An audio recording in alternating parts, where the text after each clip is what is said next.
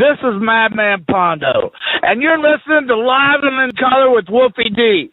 Tune in, or I'll come to your house with a saw bat and shove that thing up your ass. Hey, this is Jimmy Street, host of the Live and in Color with Wolfie D podcast. Hear the life and times of professional wrestler Wolfie D. From his time in the territories with PG-13 to his time in WWE, ECW, WCW, TNA, and more. Nothing is off limits and nothing will be held back. Thanks again for tuning in. Here he is, Wolfie D.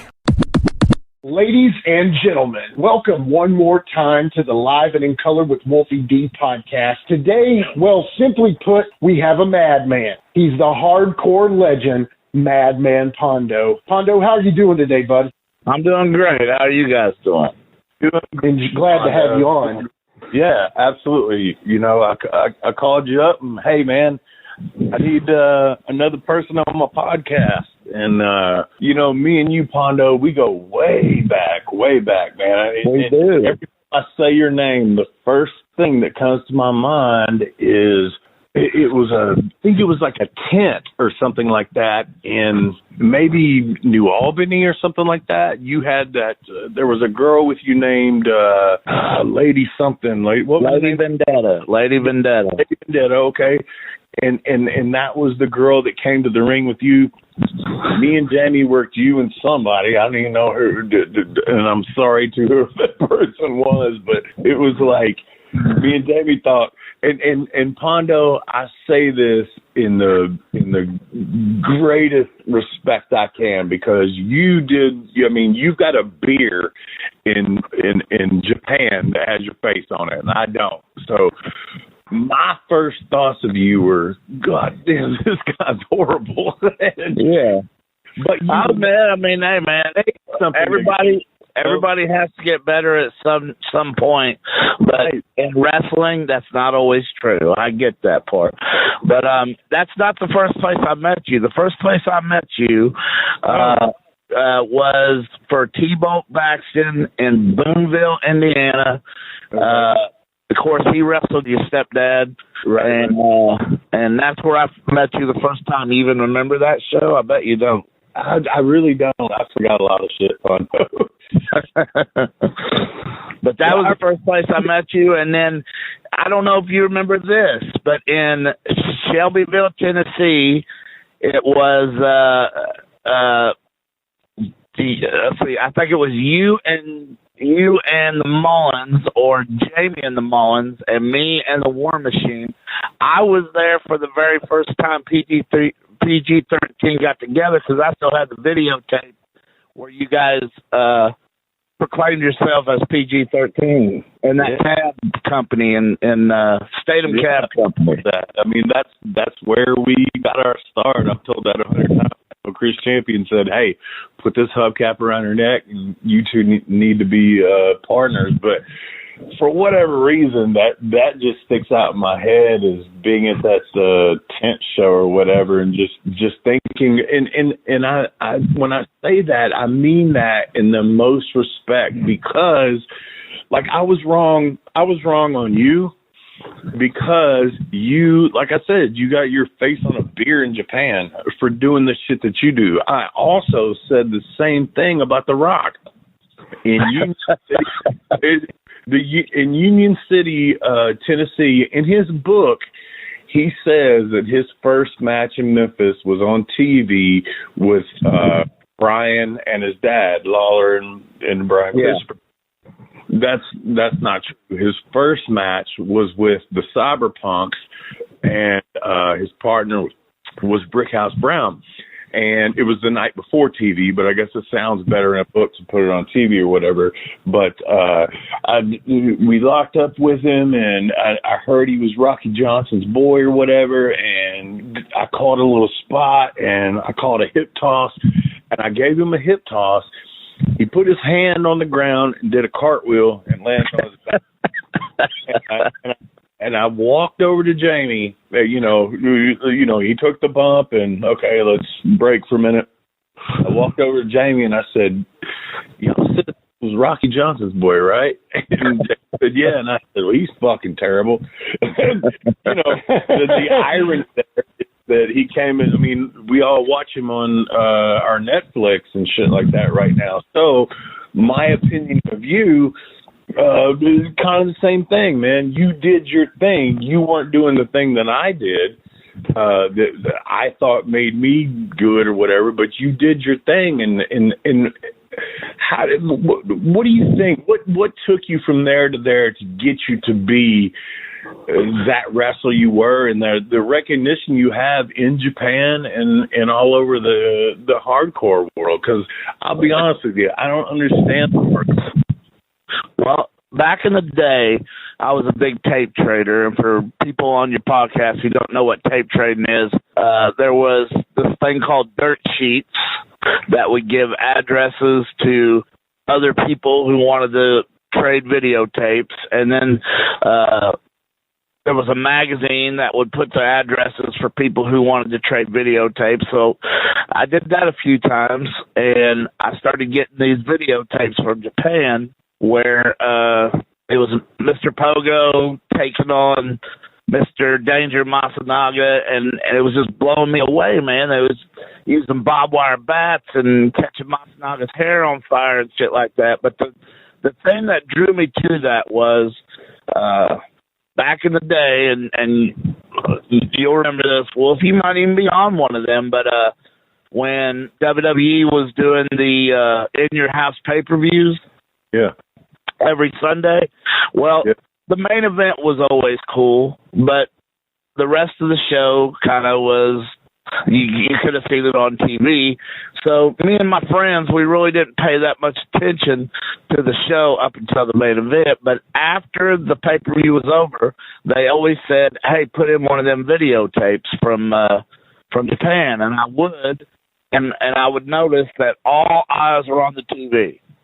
Yeah. You know, we was focused in on that shit, and I told myself, this is what I can do. This is the style that I can do and get my name out there. So in America, of course, Ian and Axel, they started it at ECW doing the Taipei and all the shit. But in America, I was number 3 to start doing the hardcore deathmatch shit.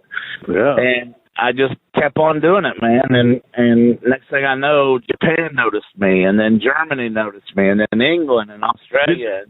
When you say you got noticed, was it Ian's thing that got you noticed, or am I behind on that? Well, there was a magazine back in the day. Your social, you know, all the recognition that you could get, that you can get on the computer easy now, was so much rougher then. Oh, you know? Yeah. But those wrestling magazines would make it or break you. Oh, yeah. And one of them wrestling magazines was in New Jersey when I did that truck stop match, when there was barbed wire, glass, thumbtacks, and mousetraps on the outside. Like, that shit was unheard of in America. And there was plenty of pictures with mousetraps stuck to my back, me laying in a pit of glass, all types of horse shit. So people started noticing me, and this was back when I had a web TV. A web TV is a computer that would work through your TV. So I had put out I had put my email address out on a few sites back in the day that weren't as huge as what they are today. Now you can go and search whatever you want, but if you searched these certain sites, you always got a hold of them, and I put my email address up there. So other wrestlers or promoters started writing me on that, saying, hey, would you be interested in coming here? Would you be interested in coming there? Getting engaged is a moment worth cherishing. A one-of-a-kind ring that you design at Blue Nile can help your love sparkle. Just choose your diamond and setting. When you've found the one, you'll get it delivered right to your door. Finding the right engagement ring can be nerve-wracking. At Blue Nile, you'll have the expert guidance needed and a diamond guarantee that ensures you're getting the highest quality at the best price. Cherish all of life's moments and save up to 30% at BlueNile.com. That's BlueNile.com. Hey folks, to get your official Live It in Color with Wolfie D merchandise, go to prowrestlingtees.com/live Wolfie D. Check it out.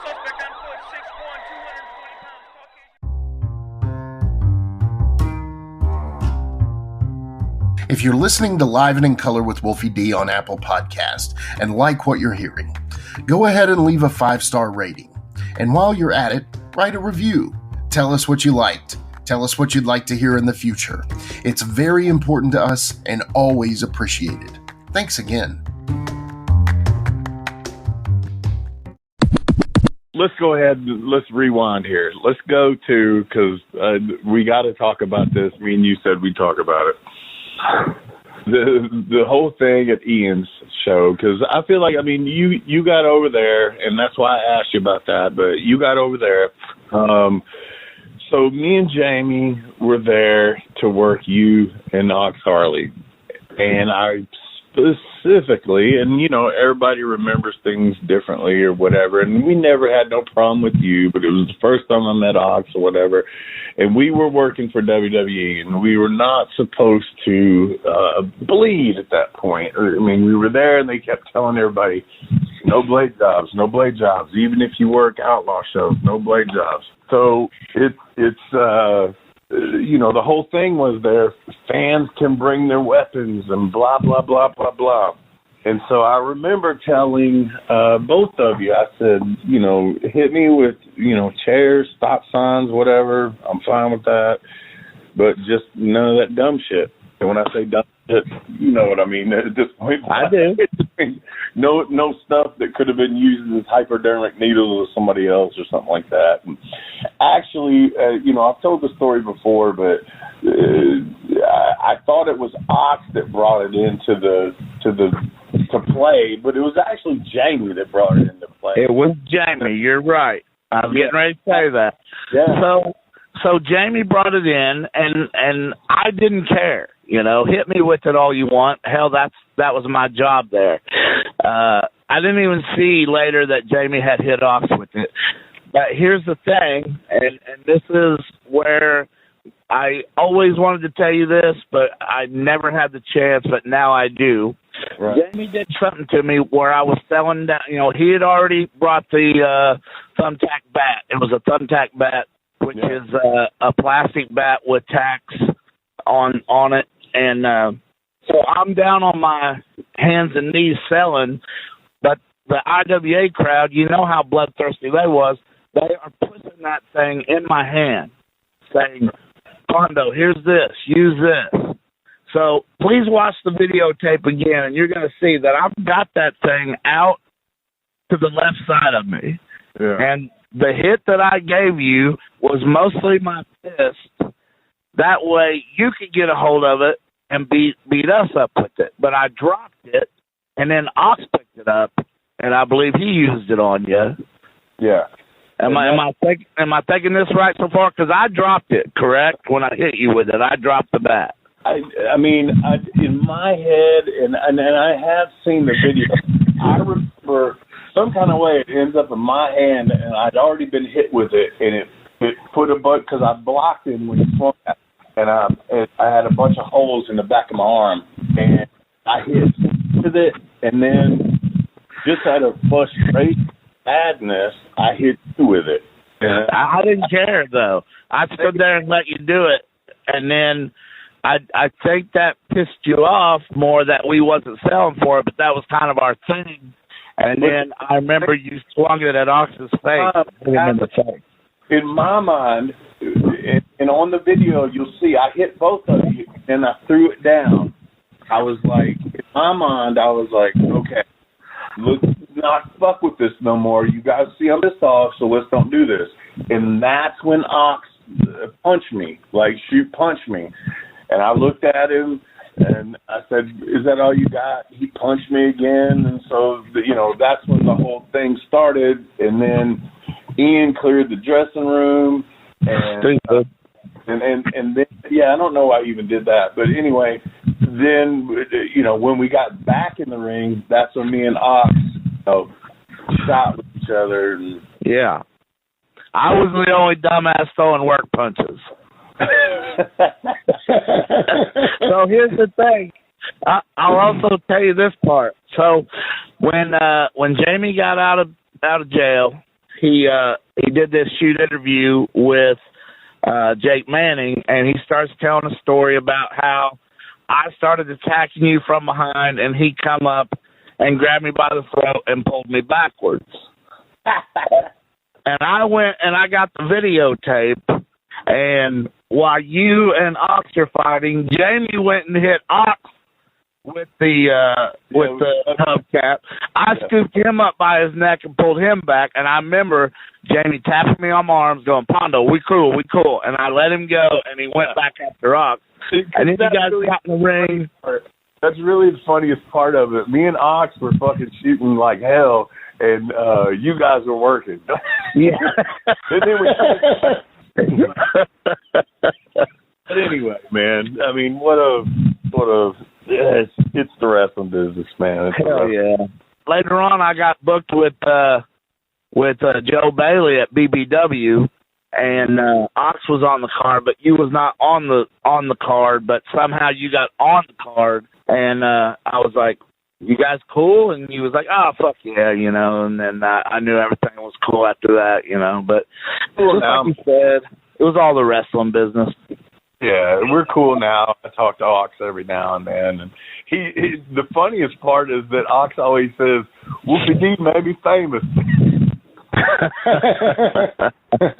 On YouTube in February, he said Wolfie D may be famous. So, hell yeah. You know, it was just a thing. So then, okay, so after that, I mean, because you really got popular after that, as far as the Japan stuff and all that. Tell me about, like, some of the shit, because I've seen clips, that, and Jimmy knows this, man. I don't keep up with wrestling anymore. What I see is on Facebook, pretty much. But you got super popular over in Japan, like I said, with you got your fucking face on a beer can, so... How did that happen? Who got you there? Was it your work ethic? Was it somebody that said, hey, this guy will do anything, or what? Well, of course, I just never stopped. And Ian had this rule about everybody who's IWA stays IWA, but I didn't follow that rule, man. I knew staying in one spot was not going to help anybody out. You got to get your shit out there. So I was working basically all over the United States for anybody who said yes. I was getting flown to California. I was working a lot in Cleveland. And there was this company in Midwest Renegade Wrestling out of Missouri that was run by Mike Rogers and this guy, Big Ben, and it had a bunch of owners, Ty Dalton and shit like that. So they said, hey, man, we want to bring in Abdullah the Butcher for you. So that's where the first time that I wrestled Abdullah the Butcher in Overland, Missouri. So have you ever been around Abdullah? I can tell. I'm going to let you finish this first, and then I'll tell you my Abdullah story. Because so everybody will tell you once Abdullah's done wrestling, he's done. He doesn't want to do another damn thing. He just wants to get paid and leave. So we're out there wrestling, and I come to the back, and Abdullah comes to the back and says, champ, let's go back out. And we went out for another 10 minutes. I came to the back, and then we wrestled again out another door for another 5. And people to this day don't believe me. They're like, there's no way that was Abdullah's idea. And I said, I swear it was Abdullah's idea. So after we got done wrestling, he said that he was getting ready to fly to Japan, and by the time he said, I'm flying out in 4 days. By the time I get back home, have a videotape at my restaurant, and by the time I go back to Japan, I'll take it over there with me and see what I can't do. Wolfie, I couldn't even sleep, so I went straight home, hooked up 2 VCRs, made a videotape, waited for the post office to open, went to the post office, overnighted it to his restaurant, and he called me in 2 days, and he says, damn, champ, you really want to go to Japan, don't you? I said, yes, sir, I do. So he took that over, and then I've been going ever since. But I was Abdullah's boy over there, so that shit where people were, the wrestlers were afraid of me when I got over there, and I'm not that guy, you know. I try to work with everybody, but you always hear stories about how harder hitting they are in Japan, and when I got there was a bunch of wrestlers with missing teeth, and I was like, damn, these guys are beating the fuck out of each other. But then I just figured out his bad hygiene, and they just had teeth missing, and everything was cool, and backwoods towns we've worked in. Pretty much, man. Willie Paul Davis. Willie Paul. Here's my Abdullah story, man. 1994, me and Jamie go to Puerto Rico. I know you've heard the Puerto Rico story. I've told it. Of course. Not going to go into that. But before that happened, I think we were working at Bayamon. You ever worked there at the baseball stadium? Yes. Me and New Jack took on Flash and some Puerto Rican dude. I can't remember the other guy's name. So we're in Bayamon, man, and after the show, I don't know, for whatever reason, everybody else was gone. And I really hate to say this story, to be quite honest with you, because this is weird. But everybody else was gone, man. And the only two people left in the Heels locker room, because back then, I don't know if you were there in that day or whatever, I don't know what your years were, but it was still the old, Heels on one side, baby faces on the other. And it was me and Abdullah, and he's getting, undressed from his mask or whatever, and he goes, that little high voice, hey, champ. Yeah. Hey, champ. He said, can you do me a favor? And I was like, yeah, what's up?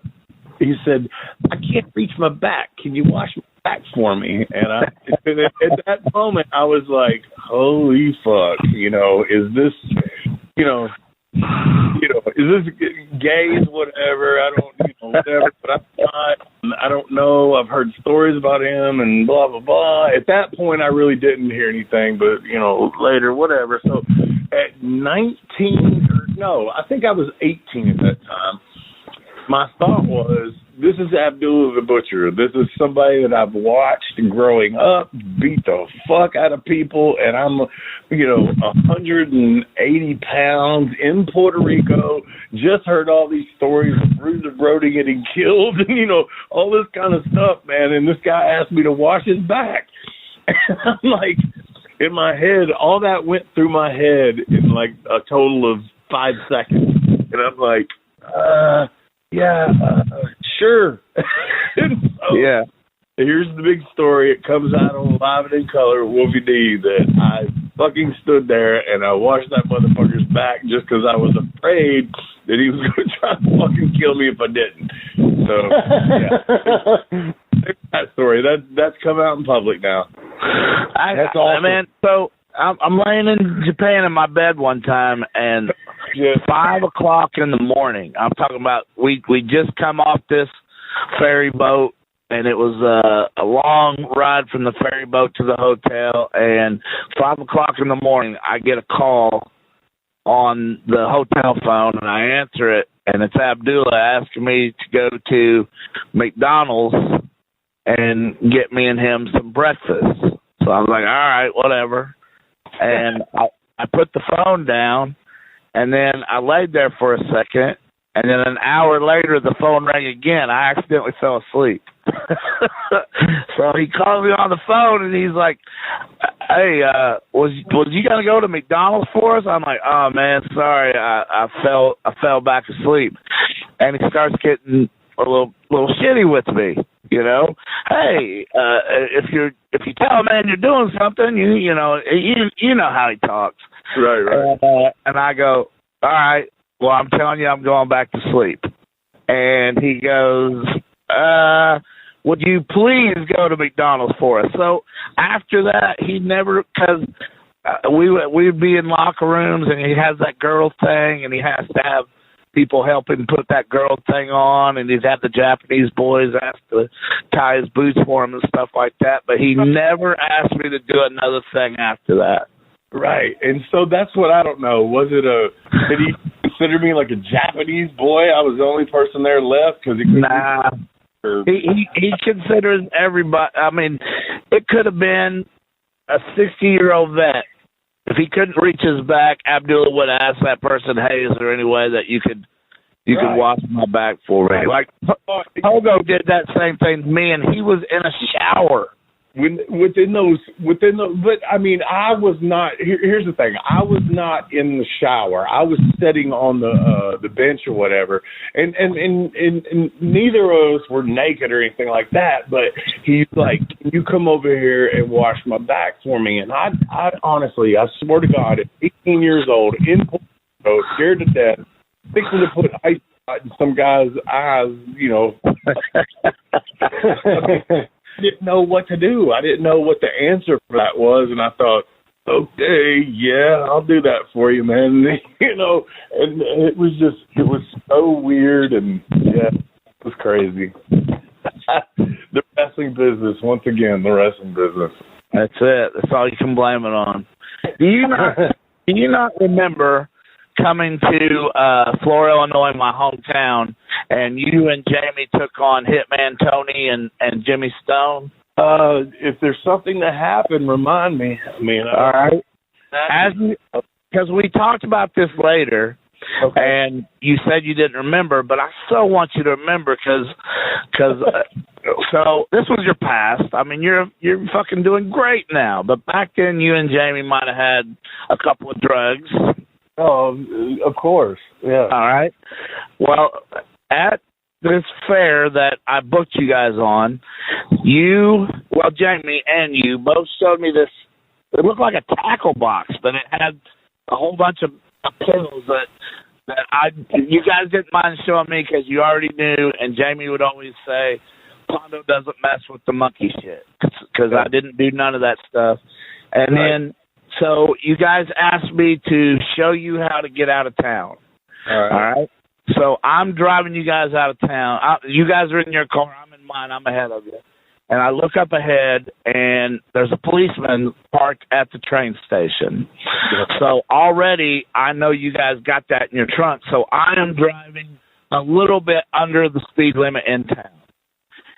And we get down near the grocery store, and the cop pulls you over because I guess he saw your license plate, and you guys were from out of state. So he pulls you over. And my first thought is, oh, my God, these fuckers are going to jail for a long time. So I turn around, and I go to the parking lot. You don't remember any of this? Absolutely not. But finish. I mean, I know what happened. I go to the parking lot, and I get out of my car, and because I know the cop. I went to school with him. His name was John Wilson. I got out of the fucking car, and I said, John, why'd you pull these guys over?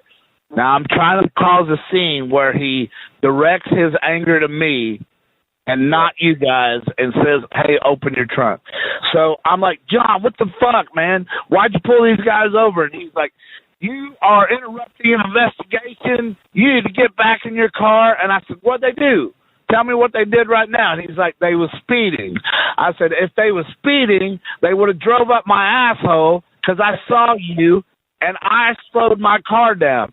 And about that time, I said, show me the gun. And Jamie goes, no. Don't show him the gun. Don't show him the gun. I said, Jamie, the speed gun. Show me the speed gun right now. And then he told you guys could go ahead and leave and sit there and chastise me for 10 minutes, which I didn't care about that. I just didn't want him opening that trunk and then you guys getting in bigger trouble. Jamie remembers it, but yeah, you really don't remember that? No, I honestly, Pondo, man, people have told me stuff, man. I don't know whether it's like we all say, we've been hitting the head too many times. Too much of that, but yeah, that's one I don't remember, man. But I'm not doubting it. It sounds like something that would have happened to me and Jamie. I promise that. I remember. This was one of my best memories of you. I remember sitting in your apartment, and it was me, you, Tracy, and Hop. And you said, Pondo, let me show you this videotape. And you put this videotape in, and I can't remember who threw it. I know that was one of the Edcocks, but they threw they went to throw powder in your face, but they sweated, so the powder clumped up into a ball. Yeah. And I watched that ball leave their head and slide right down into your throat and damn near kill you because you couldn't breathe. It's funny that you say that because, Jimmy, what episode? That was like 2 episodes ago or something. We were talking about that. Yeah, you told that story. Yeah, because it was Kentucky Trapper. That probably rings a bell with you. And yeah, it does. He had the powder in one of those black film capsules, and instead of taking it out and pouring it into his hand and then throwing it, he threw it from the capsule, which left it in a lump. And I was blowed up, and I think I had the guy like in a Scorpion Deathlock or something, and I was blowed up, and I was like 15. The fucking clump went down my throat. I almost died. I mean, I could not breathe. If you can imagine baby powder in your throat when you float up, and then all of a sudden, the only thing that saved me was that I threw up. I threw up in the ring, and then the finish or whatever. But yeah, that's funny that you say that because we just talked about that. Like what, Jimmy, 2 weeks ago? Yeah, it was literally 2 episodes ago because I remember keeping other kind of gimmicks in those things, and it's a good thing that it wasn't another gimmick. Yeah. Here's a story for Jimmy, and this was a long time ago. So while I was staying at that apartment, we had to get Mitch was there too. Mitch, Tracy, Hop, you. Who had the apartment? You and Mitch, or Tracy and Mitch? Are we talking about we lived in what, Kentucky, Central City? Yeah. Yep. And we didn't live in Central City. Because that's where we had to get to, but we didn't have the gas money. Right. And Mitch said, well, because we was driving my car, you guys was riding with me. Mitch said, let's go to the strip joint. I said, no, Mitch, we don't go to the strip joint. We need money. We don't give strippers money. He goes, no, let's go to the strip joint. We went to that strip joint, and you guys came out with like $800. That was probably, you know who that was? That was probably Tracy, because he had the girl that was his girlfriend that was a stripper. I got you. But I was amazed. I was like, you guys are the fucking man. Who goes inside a strip joint and comes out with money? You guys do. Like, did y'all get up on the pole and stuff? Is that what you're thinking? No. I thought you guys, because strippers are workers themselves, I thought you guys outworked the best workers in the world and brought this money out with what I had on my mind. That could be the case. I don't know. That's amazing. Let's take a quick time out and get a word from one of my dope-ass sponsors, and we'll be right back with more Live and in Color with Wolfie D. Hey, it's Kaylee Cuoco for Priceline. Ready to go to your happy place for a happy price? Well, why didn't you say so? Just download the Priceline app right now and save up to 60% on hotels. So whether it's Cousin Kevin's Kazoo Concert in Kansas City, go Kevin, or Becky's Bachelorette Bash in Bermuda, you never have to miss a trip ever again. So download the Priceline app today. Your savings are waiting. Go to your happy place for a happy price. Go to your happy price, Priceline. Support for Live and in Color with Wolfie D is brought to you by Manscaped, who is the best in men's below-the-waist grooming. Manscaped offers precision-engineered tools for your family jewels. Manscaped recently launched the Ultimate Men's Hygiene Bundle, the Performance Package. Join over 4 million men worldwide who trust Manscaped with this exclusive offer for you. 20% off and free worldwide shipping with the code WOLFIE at manscaped.com. If my math's correct, that's about 8 million balls.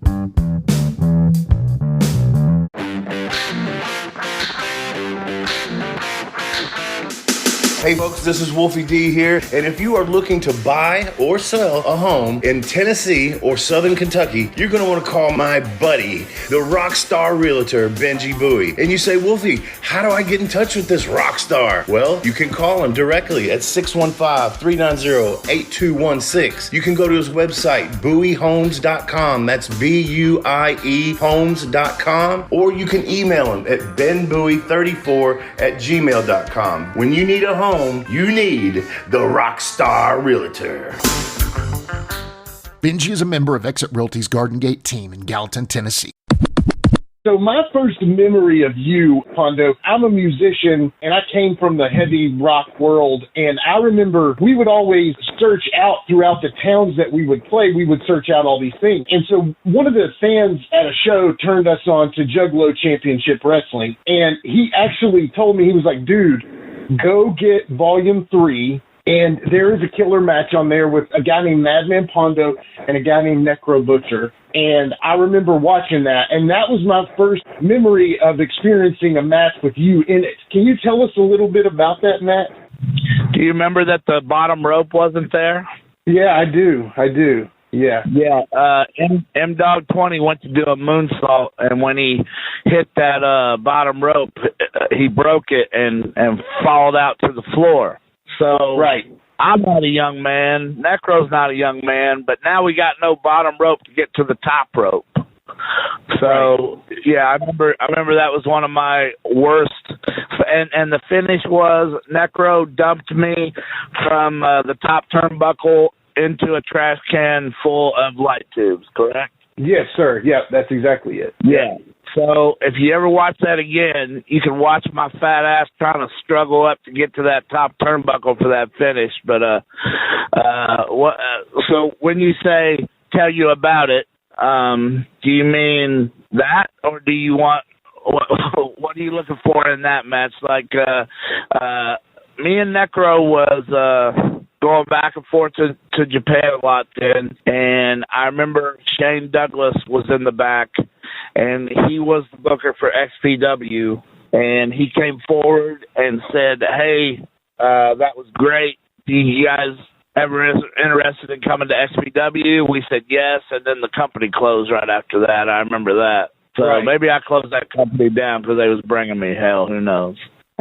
Well, that kind of leads me into my second question, because that's actually perfect. And I didn't know that about Shane, but so you guys, what I consider the hardcore deathmatch guys, and please don't let me, put you in a corner here, but basically, I consider you guys like the evolution of ECW. What do you guys, as the legends of deathmatch and hardcore, what do you guys see ECW as? Do you look to them as the Godfathers, kind of, or what's your thought?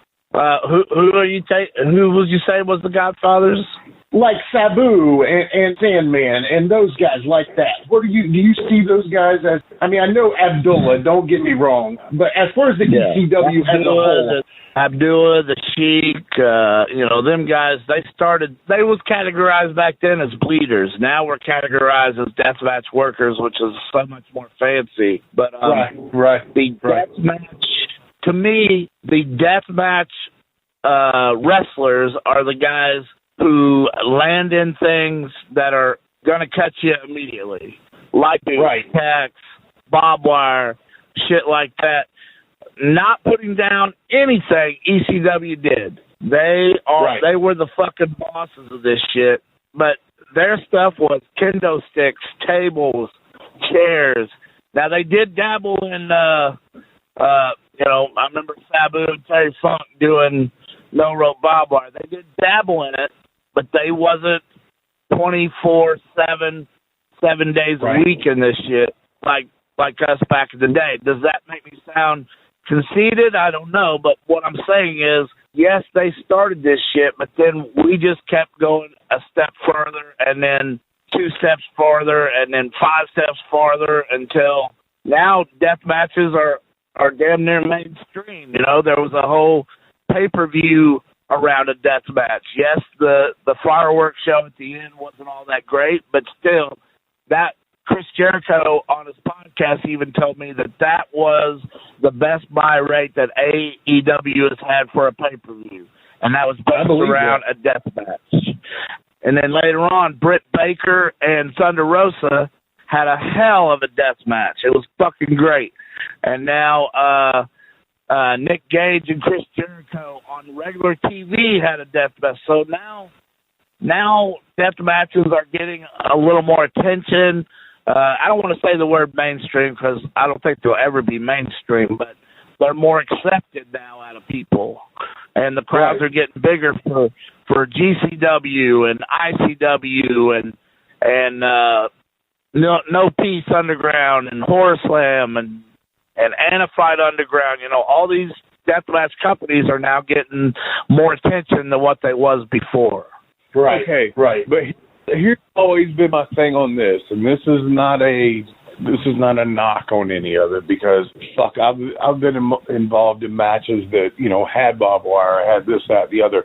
I just feel like, and again, this is not a knock on any of it, but if you lay your matches out, let's say you got 6 matches, let's have the first guys come out and do, you know, high flying, keep it in the ring type shit. You know, and this is the old school mentality. But then there was always, you know, you build it up until the main event, you know, back in the day was the Moondog matches, where there was blood and there was, I mean, all kinds of weapons and things like that.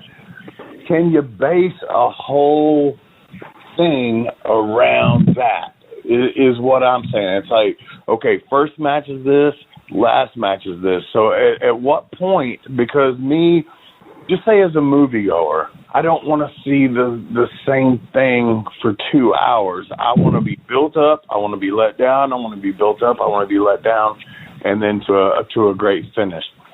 So that's where I, just as a wrestler, have the as an old school wrestler with an old school mentality, have the thing of, man, let's you know, build this up, and let's let the last match with the angle, with the people that have the beef, beat the absolute fuck out of each other with the kitchen sink.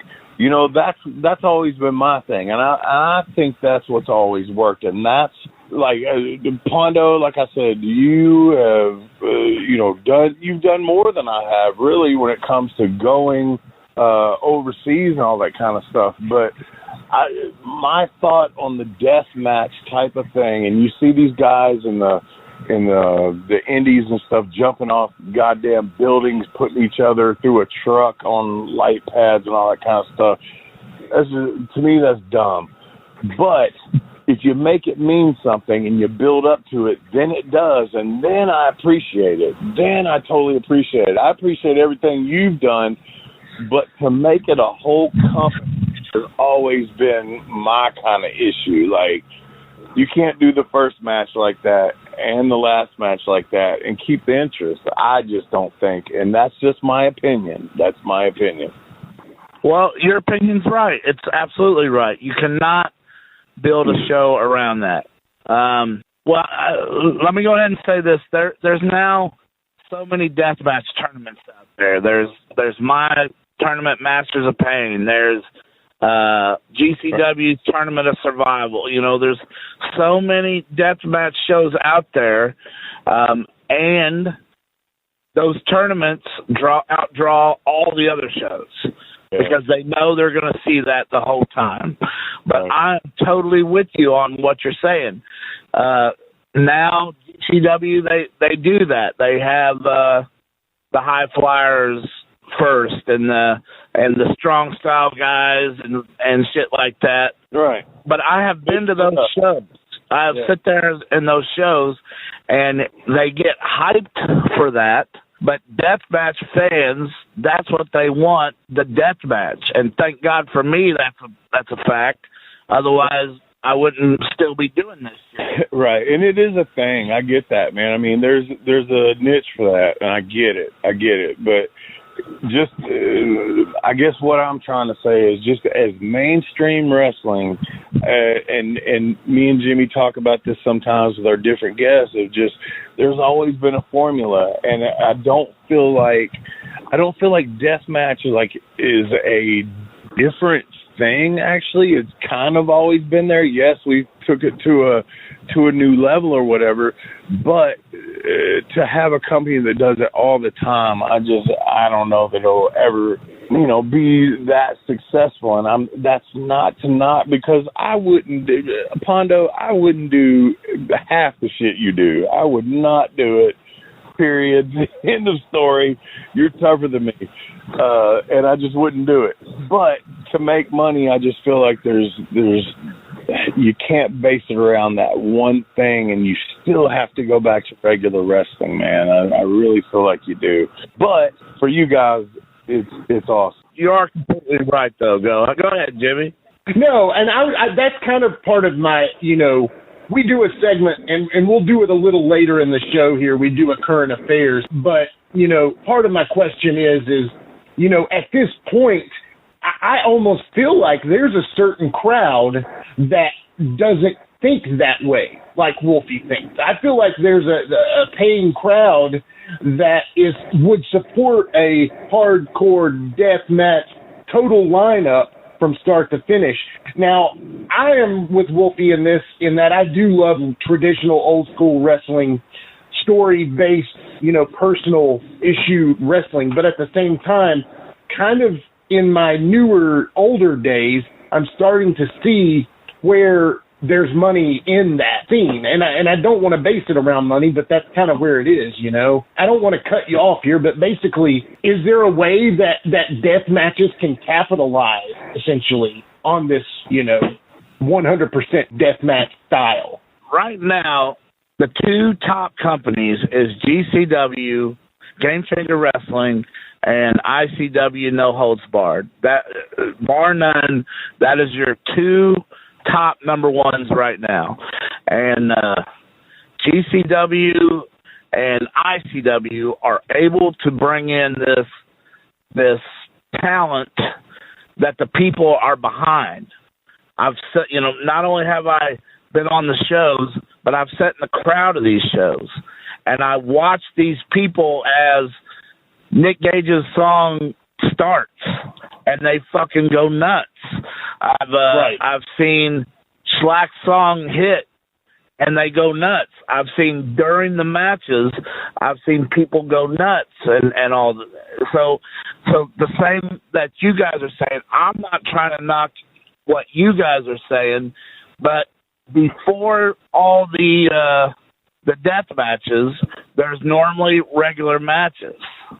And unless there is some huge bump, man, I can't even unless there is something so high impact or death match where somebody, what I'm trying to say is during those first matches, they are not as hyped during the first few matches as they are during those death matches, but that is the niche that you're talking about, Jimmy.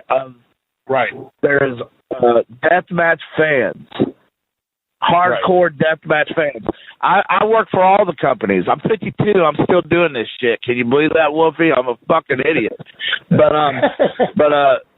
I go to both those I just said, AWR out in Indianapolis, Forest Slam, and I see the same fans at all these shows. They travel like son of a bitches to get 12 hours and stuff like that. When I ran the Masters of Pain, which is in the middle of North Carolina, Philly, Jersey, Michigan, we had 300 fans, and none of them were there was a few, but most of them were not local. They traveled from everywhere. Illinois, Kentucky. We had one guy buy tickets in Czechoslovakia on hopes that the airport would open, and it didn't. He didn't make it, but it's just like you're saying. I agree with you guys that there has to be a story told. I grew up in wrestling where stories were told. But and that's the thing, though. Okay, and here's my other. And I don't want to make this like this. I don't want it to be a debate. It's just let me put my story on it and you put your story in on it because you're the one that does it. Like I said, you're tougher than me. I wouldn't do that shit. But it has to build up. And how many, like you're saying, okay, there was 300 fans. Is that a once a month show? Is that a once every 6 month show? How many times can you bring that many people in on a weekly basis? And I know not a lot of them do it any other, like it used to be. On a weekly basis, we were bringing in thousands. And it's because we had that formula. And that's always just been my argument to it. And like I said, again, absolutely zero disrespect, man.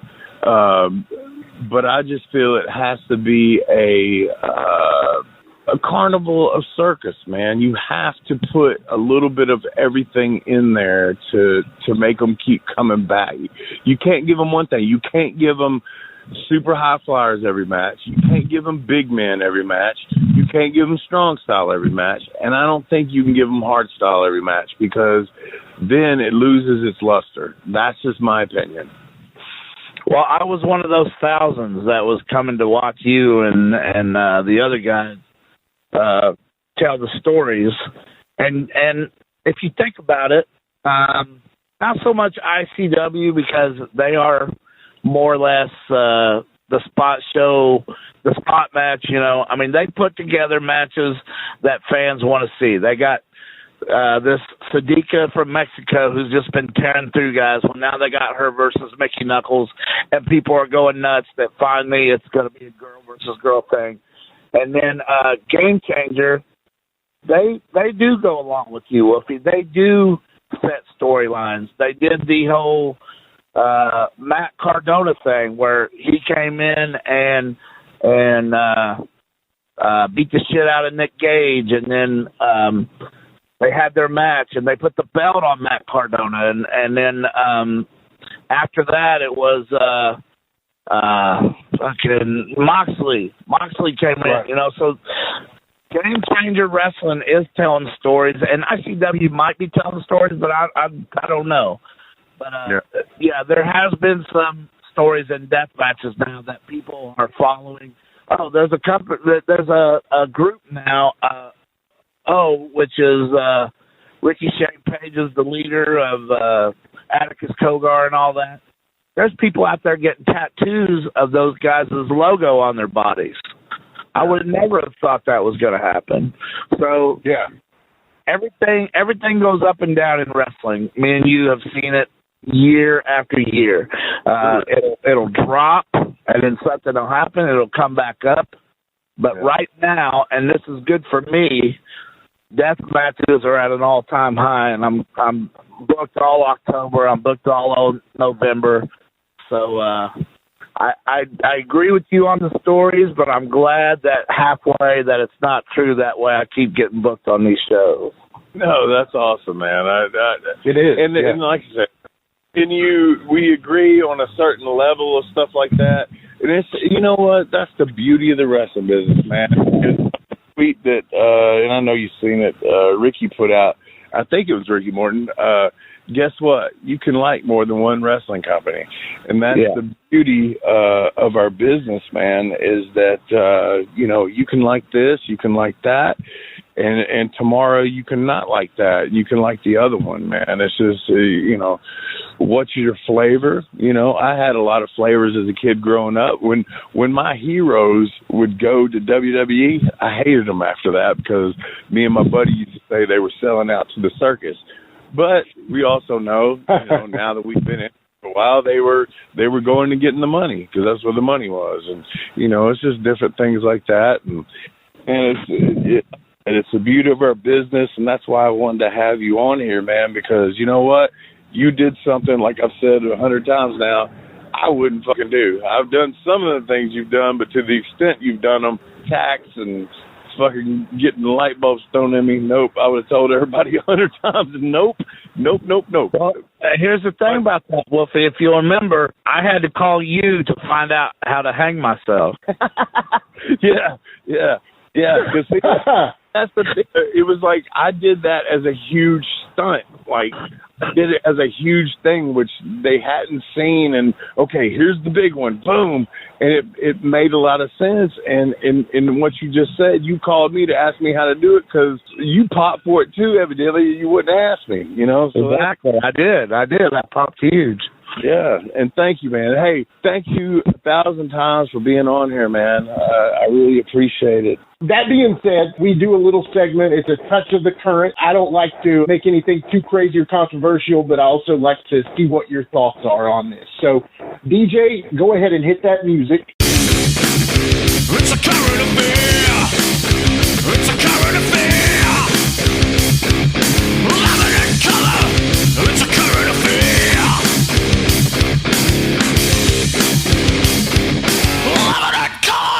All right, we're back with current affairs, and we have the legendary Man Pondo with us. My first is last night there was the Extreme Rules with WWE. I think there was nothing extreme about it except the last match. Maybe the extreme is that many people watch it. But that being said, the finish was Finn Balor, playing his demon character, came in and was about to beat Roman Reigns. Had him in the middle of the ring, was going to do his off-the-top rope finish, and all of a sudden, boom, the top rope drops down. Finn Balor falls, hurts his knee. Roman hits him with the spear and la-di-da, so on and so forth. The big schmoz. So, with that being said, they teased the win, but then gave Roman the finish. So I do notice in the corner, as I watch the replay of this little video, Paul Heyman scoots out of the corner, and they didn't let on to that, maybe because it wasn't supposed to be shown on TV. Is there something you can do that will pop that top rope really quick? Clearly this was a work, but have you heard about this? No, I haven't watched WWE in God knows how long, but no, I wouldn't even know how a person could stand on one for a bit and then pop it out. That's something new to me. Okay. Well, I'm just curious if you guys, either one of you, knew of a way that, not to say Paul Heyman isn't a man, but he doesn't seem to me to be the strongest person in the world, that he could pop that top turnbuckle to where it looked as though it was an accident. Anyway, that's kind of the beauty of the current affairs, is that you don't watch this, and that's why I like to ask these things, especially with Wolfie, because he hates it. All right, my second thing is, now, Nick Gage, Matt Cardona, Jon Moxley, we talked about this. Have you really ever seen Deathmatch at its point right now before? Was there a time earlier that you thought it could have been this high up in the mainstream, as you said earlier? Never. Man, it's been a struggle for 27 years of me doing death matches, of people thinking, oh, that guy's an idiot. And I am. In every respect, I am, for doing what I do. I get that. But you're talking about other wrestlers looking at you like, oh, my God, there's that. The word bleeder just kept coming up and coming up. And here's the thing about me being a bleeder. I've been to, and this is my brag time, I guess. Yes, I'm a bleeder, but I've been to 6 different countries. I've been on 3 video games for Xbox and PlayStation. I did a movie for Robert England. I've had my hands on chicks that I have no business putting my hands on. Sarah Logan. We just talked Sarah Logan. I mean, who would have ever thought that I would have been with Sarah Logan? There's just, yes, I'm a bleeder, but I must have done something right in life, because there is 100,000 wrestlers that haven't done the shit that I have. So really, I got no complaints. No, and that's absolutely Pondo. Like I said, man, 100% true. No knocks on. I just, our the way you did things and the way I did things, and like I said, I've said it, I don't know how many times on here. You've done shit that I wouldn't do. You've done things I haven't done, and vice versa. And it's just the beauty of our wrestling business, man. You were in a different category than me, and got your fame and notoriety in a different category. And I think that's, man, like I said, that's the beauty of the business, man. It is what it is, and that's why I called you to, hey, will you be on my show, man? Because I knew this conversation was going to go like this, man. And I appreciate you so much for being on here. No, I appreciate you giving me the time, man. Tell them where they can find you on social media, Pondo. I am the worst social media guy ever. I have a Instagram and a Twitter that somebody else made for me, and I would write people on it, and they wouldn't write me back, and I'd be like, bunch of fucking assholes. But I didn't know you had to put @ in front of their name or some shit like that. But the best place to reach me, my real name, Kevin Canady, Canady. I'm on Facebook all the time. So if you ever wanted to reach me, that's the best place to reach me. And then while I got you guys on here, if it's cool. Absolutely. I have a book written about me, and you can pick that up at Amazon.com, or you can go to EatSleepWrestle.com and talk to John Cosper about an autographed copy. It's called Memoirs of a Madman, and we've sold boxes and boxes of these things. I had no idea people would want to know what I had to say, but I guess I was wrong. And then there's a guy named Corey Higdon who started a website called, and this will go along with how popular Deathmatch Wrestling has got. He started a website of nothing but Deathmatch Wrestlers merchandise, and he is so busy making shirts and sending them out that he's talking about buying another space with employees and shit like that. So that's at deathmatchwrestlingworldwide.com. You can pick up all your Man Pondo t-shirts and other Deathmatch Worker t-shirts right there. And again, guys, I appreciate you guys thinking of me and putting me on your podcast. Thank you. Thank you for coming here, man. Like I said, it's been a long time, man. Known you for many years and watched you from, like we said at the beginning. I thought, God, this guy's terrible, and now look at it, man. He's made a name for himself, and you like I said a minute ago, you've done it a different way than I have, and it's just a different. That's the thing about wrestling, man. There's now different genres of it, and there's different. Glitches for it and stuff. So but before we get off this, I got something for both of you. I got a question for both of you. All right. Did you ever think that we would live long enough for somebody to be competition with Vince McMahon? I think it's awesome. Yeah, I know. I agree. No, I did not. Yeah. I did not. And I'm so glad that AEW, they're not taking the, hey, let's go out and find models and make them into wrestlers. I like that they're letting independent wrestlers show them what they got.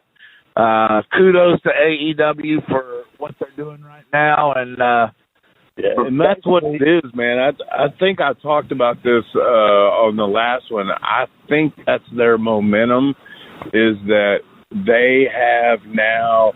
AEW has the independent guys going, okay, I got a home, as to where WWE has a different nostalgia about it of, I got to be a big pro athlete or I got to be this or that. So that's the thing. But they don't have that mainstream guy, and it is not Jimmy. When was this I said that? It's not CM Punk. It's just not. I mean, he's a great wrestler. I worked him in TNA. He's a good wrestler. Didn't watch the stuff in WWE, but I just don't think. I mean, it'll come along because this is wrestling, and once in a blue moon, that Stone Cold, that Hulk Hogan, that Rock, that John Cena comes along. And they will take your company to the mainstream media, because right now what they both got is the internet fans watching, and the internet fans are going, hey, this is good, this is good, this is good. But until you get that guy that can take it to the people that don't necessarily watch wrestling, you're not going to win the war. And I mean, I don't think either one of them got that right now. And I could be wrong. Fuck, I was a Memphis guy. I don't know. But that's what I learned in the business. Hell yeah.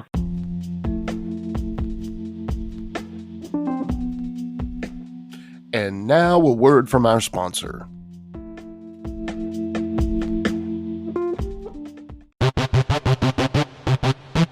Ladies and gentlemen, welcome to Give Me Back My Pro Wrestling, the podcast that's based on the old school but can still help you find the good stuff from today. Jimmy Street and the Plastic Sheik, Jared, are the undisputed tag team champions of the wrestling podcast world. From thought-provoking topics to superstar interviews to action figure expertise. This team does it all. And all they ask is, give me back my pro wrestling!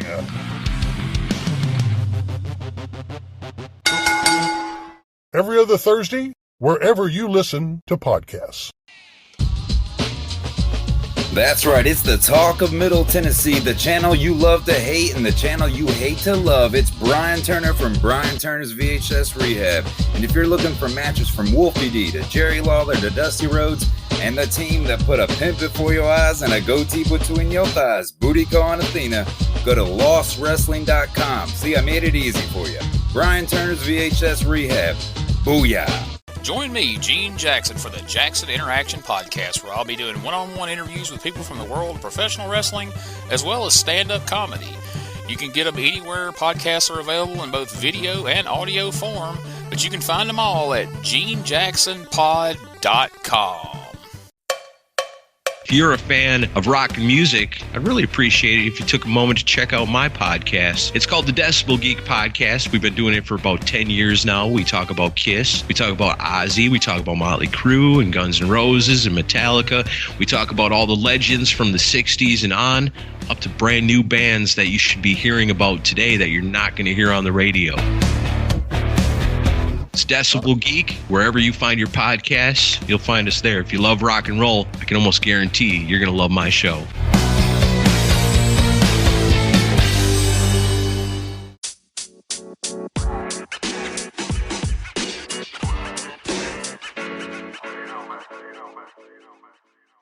So that was another great episode. Hey, Wolfie, tell them where they can find you on social media. Jimmy, they can find me in the club, bottle full of bub. I'm just kidding. They can find me on Facebook.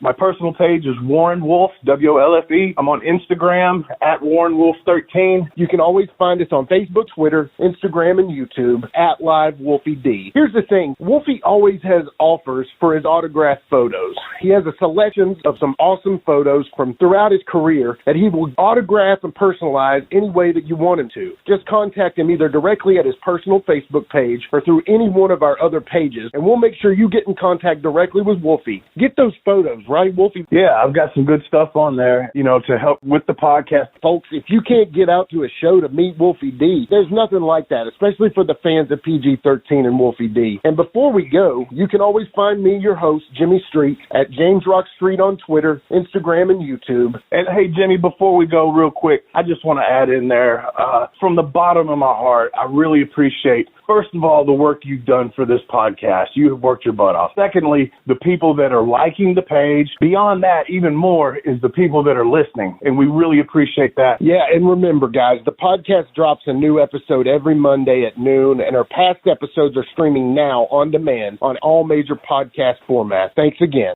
I got a cap for you, don't. He got a cap for you, don't. I got a cap for you, don't. He got a cap for you, don't. You don't. He got a cap for you, don't. And here we go. The original white boy that came out sagging, not bragging, don't be hating, cause I'm spitting the truth. Still livin' in color. Bum rush your mother, utilize a hubcap. I'm like any other. Back in the day, I was NOD, and I was P to the G, plus the 1 and the 3. In case you forgot, they call me Wolfie D. Been cloned and copied so many for what is mine.